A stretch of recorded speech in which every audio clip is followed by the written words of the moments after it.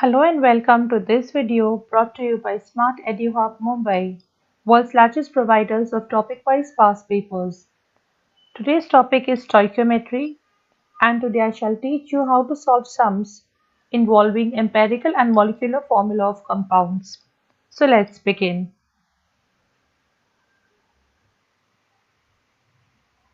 This question has been taken from May-June 2011, variant 3.2, question number 8. Let's read the question. Hydrocarbons are compounds which contain only carbon and hydrogen. A.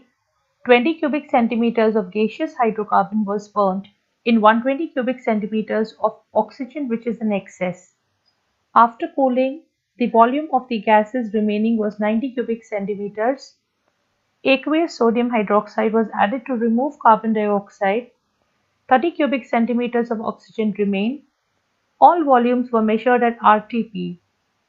And then further on, you've been asked to find the volume of gaseous hydrocarbon, volume of oxygen, and volume of the carbon dioxide that is formed. Now, first we need to understand a few things. This question is on complete combustion of hydrocarbons. I'm using the word complete combustion very specifically because the products of incomplete combustion of a hydrocarbon are different from the complete combustion of a hydrocarbon. So as you can see, since there is excess of oxygen used, this is an example of complete combustion of a hydrocarbon, and a complete combustion of hydrocarbon always gives you carbon dioxide and water as the products. So let's write an equation for the complete combustion of the hydrocarbon. Also, I shall be using the symbol Hc to denote the hydrocarbon, and below every hydrocarbon I shall write down the volumes of the hydrocarbons and the other gases that are being used in this combustion reaction. And to make things very easy, I shall write all the quantities that are in excess or that are left at the end of a reaction as unused in red, and the quantities that have been actually taking part in the chemical reaction, I shall write their volumes in blue.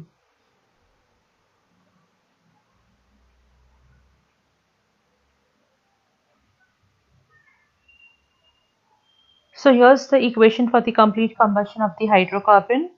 Now I shall be writing below the quantities of the hydrocarbons, that is the volumes of the hydrocarbon and the other gases, as well as those of the products, either in red or blue as I explained earlier. Blue will stand for the actual quantity that was taking part in the reaction, and red will be representing anything that is unused or that is in excess. So 20 cubic centimeters of the hydrocarbon was actually burnt, so that's written in blue. Then 120 cubic centimeters of oxygen was in excess, so I write down 120 cubic centimeters in red. Then again it was mentioned that after cooling, the volume of the gases remaining was 90 cubic centimeters. So after cooling clearly indicates that it was carbon dioxide and oxygen that remained, and also aqueous sodium hydroxide was added to remove the carbon dioxide, and 30 cubic centimeters of oxygen remain. So we have leftover oxygen as 30 cubic centimeters. So it's clearly understood that of 120, if 30 cubic centimeters are left over, so that means 90 cubic centimeters of oxygen actually got used. So it's 90 cubic centimeters that got used.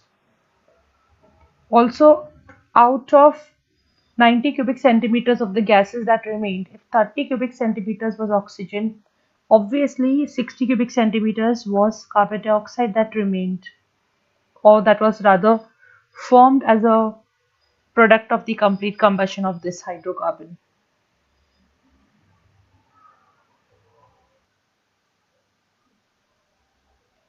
So now let's write down the answers to the 8A 3 part of the question. Volume of the gaseous hydrocarbon used, that is 20 cubic centimeters. No marks for answering it because it's a part of the question. Then we have volume of the oxygen used, that is equal to 90 cubic centimeters, which we just found. And then we have volume of the carbon dioxide formed, which is 60 cubic centimeters.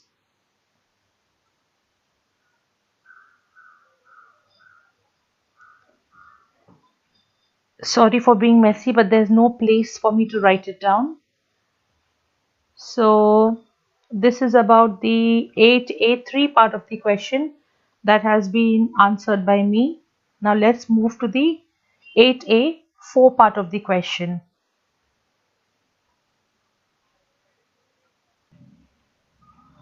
Well, finally I've managed to write it very neatly somehow. So let's have a look at the next part of the question.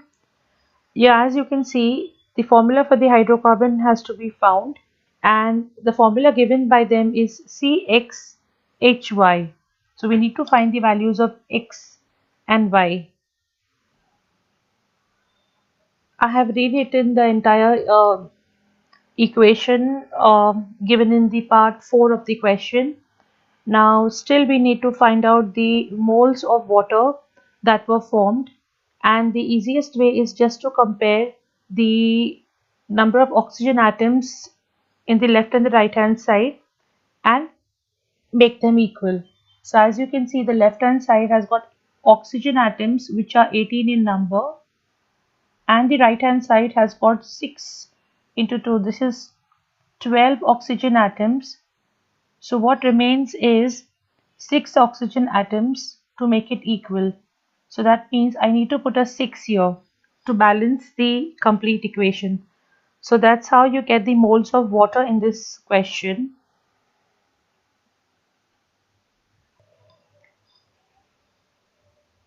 So now what remains is to find the values of X and Y.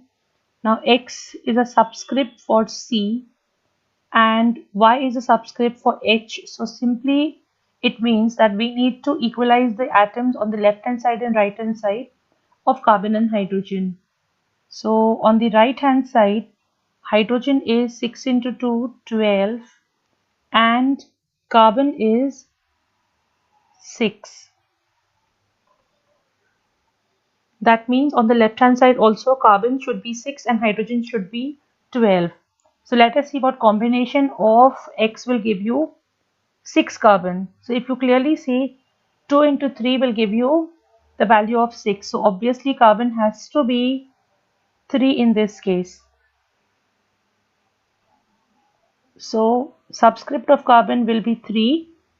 So we have X equals 3. Similarly, the value of Y should be such that 2 into the value of Y should be giving you 12.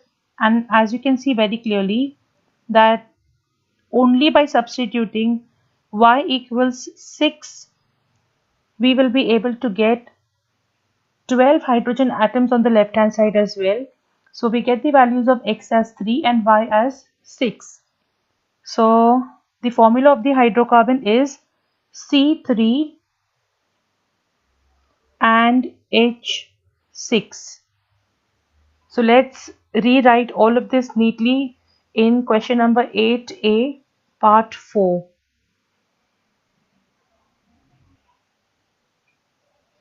So that's all in today's video. Do subscribe if you like. Thank you for watching.